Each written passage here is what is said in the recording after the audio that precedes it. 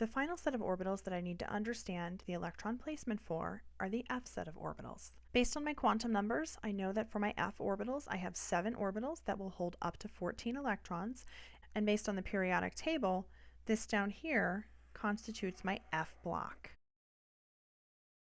The position of the elements within this F block tells me that the highest energy electron, or the last electron for these elements, will be placed in the F block. As I understand my quantum numbers, I know that my first shell only has s orbitals. My second shell has s and p orbitals.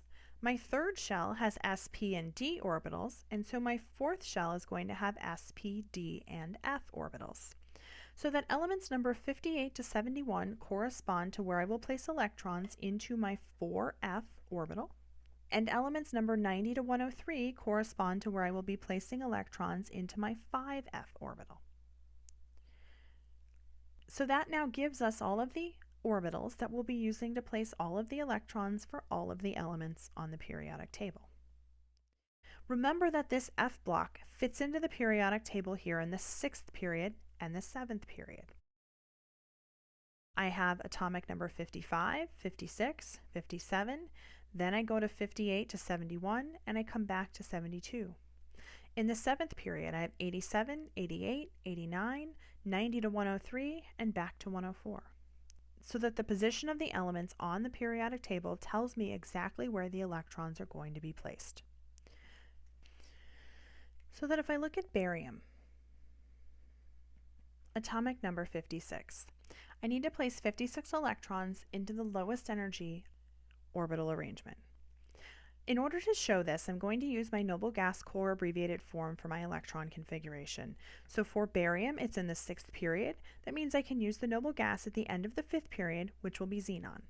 So I'm going to place xenon in brackets, and that says that the placement of the first 54 electrons in barium is identical to how I would place the 54 electrons of xenon. That means that I need to take care of the placement of electrons 55 and 56 for barium. 55 and 56, based on their position, are going to go into the 6s orbital, and that's going to give me the core of xenon followed by 6s2. If I look at lanthanum, atomic number 57. In order to write its electron configuration, I will also use the core of xenon, followed by the placement of electrons 55 and 56 into the 6s orbital, so 6s2. Electron number 57 gets placed in the 5d, so 5d1. If I look at element number 58, cerium. Cerium is down in the F block, and that tells me that its highest energy electron, or its last electron, is placed in a 4f orbital. So that as I write its electron configuration, I will use the core of xenon, because remember, cerium fits into the periodic table here in the 6th period. So I will use the core of xenon,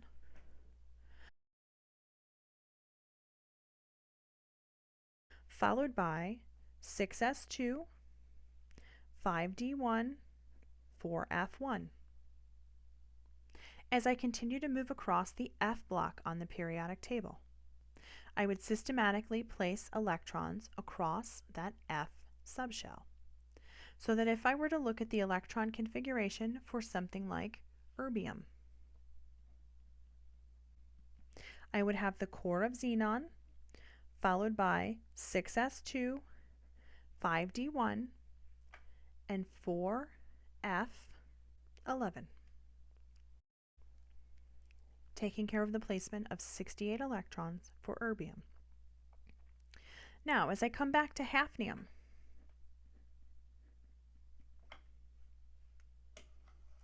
hafnium is atomic number 72, so that as I follow the 6th period, I have the core of xenon followed by 6s2, 57 will go into the 5d, as will 72, but 58 to 71 are going to go into the 4f.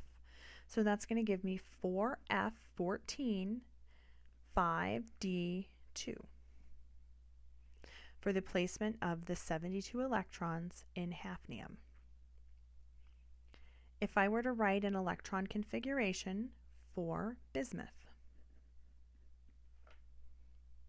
it's also in the 6th period, So I can use the core of xenon, followed by 6s2 for electrons 55 and 56. Electrons 57 and then 72 to 80 will be placed into the 5d.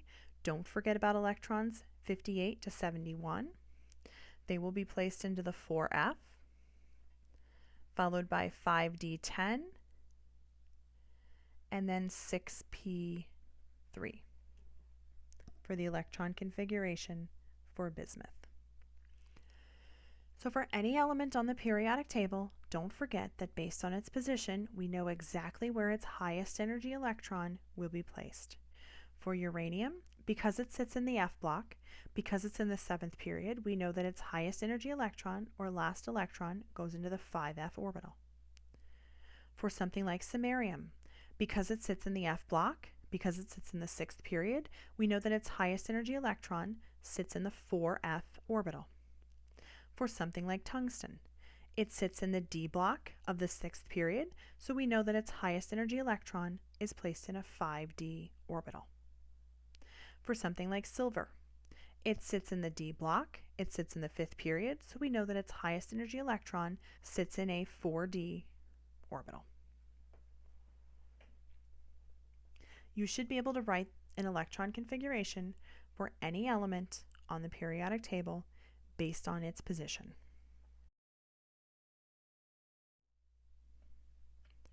The final thing we need to understand is the identification of valence and core electrons for our elements. Let's start with our main group elements. If we start with the definition of valence and core electrons for our main group elements, these are the elements that sit in the S and P block on the periodic table. These are our main group elements in the S block and the P block, and what we've said from the very beginning is that our main group elements are very good at following the rules. Their valence electrons are all of the electrons in the highest shell. So for the main group elements, what we're looking for is that highest principal quantum number. That will determine our valence electrons. Our core electrons are then all other electrons in our filled inner shells. So in my electron configuration for calcium, I'm going to underline my valence electrons in orange, and I'm going to put a box around my core electrons in purple. So for calcium, I'm looking for the electrons in the highest shell, so that as I look at my shells, I have the first, the second, the second, the third, the third, the fourth. That means that these electrons in the 4s orbital, these are my valence electrons. So that calcium has a total of 2 valence electrons. The electrons in the 1s to the 3p6, these are my core electrons. If I do the same thing for gallium, it's a main group element, so I'm looking for the electrons in the highest shell. I have 1, 2, 2, 3, 3, 4, 3, and 4. So my highest shell is the 4th shell, so that means that these 4s electrons and the 4p electrons are my valence electrons. My electrons in the 1s to the 3p6, these are core electrons, but these 3d electrons, these are also core electrons. So my electrons in purple here are my core electrons. So for my main group elements, I'm looking for the electrons in the highest shell. So that as I look at the periodic table, one of the reasons that I keep the older group numbers has to do with the fact that this is going to tell me my number of valence electrons. Everything in group 1A has an electron configuration that ends in S1. That means that these elements will all have 1 valence electron. Everything in group 2A has an electron configuration that ends in S2. All of these elements will have 2 valence electrons. On over to the P block. All of my elements in group 3A have the highest energy electron placed into a p orbital. That means that the electrons in the outermost shell will reside in both that previous s orbital that we filled as well as the current p subshell that we're filling for that element. and we'll have a total of 3 valence electrons coming from that older group number of 3A. For the elements of group 4A, they will have 4 valence electrons. For 5A, something like arsenic will have 5 valence electrons. Selenium will have 6 valence electrons. Bromine will have 7 valence electrons. Krypton will have a total of 8 valence electrons. So if I look at my valence electrons and core electrons for elements that reside in the D block and the F block of the periodic table, things are a little bit more complicated here because the way we define our valence electrons and core electrons will depend on whether or not that highest energy D or F subshell is completely filled. So my valence electrons are then defined as all electrons in the highest shell, so I'm still looking at that highest shell where I have that principal quantum number, the highest principal quantum number, and I'm also going to be looking at electrons that are in partially filled D and F subshells. My core electrons will be all electrons in inner shells that are filled, including filled D and F subshells. So that if I were to look at something like scandium, scandium on the periodic table is in the D block, and so for scandium, the first thing that I'm going to be looking for when it comes to the valence electrons, which I will again underline in orange, and my core electrons, I will put a box around them in purple. So when I'm looking for my valence electrons for scandium, because it sits in the D block, the first thing I'm going to do is look for that highest shell. So I've got the 1s, 2s, 2p, 3p, 3s, 3p, 4s, 3d. My highest shell is 4, so that means that the 2 electrons in the 4s are going to be part of my valence electrons. Now, because scandium sits in the D block, I also need to look at that highest energy D orbital. Because it is not filled, that means that these electrons will also count towards my valence electrons. That has to do with the fact that the reactivity of my atom is going to come from those highest shells of electrons, and those D orbitals are going to contribute to the reactivity when they are not filled. For the core electrons, that means everything else is now going to be a core electron. So for scandium, that's going to be my electrons that sit in the 1s through the 3p for my core electrons. Lanthanum sits in the D block of the 6th period. As I look at its valence electrons, I have the noble gas core abbreviated form of its electron configuration with xenon, followed by 6s2, 5d1. Now, xenon represents the noble gas core abbreviated form of the electron configuration. So all of the electrons that are accounted for in this xenon are going to be part of my core electrons. They're not necessarily all of my core electrons, but they will definitely be some of my core electrons. So as I look at my valence electrons, first I'm looking for the electrons in the highest shell. So I have the 6th s electrons as the electrons in the highest shell. And because my D subshell is not filled, they also count towards my valence electrons.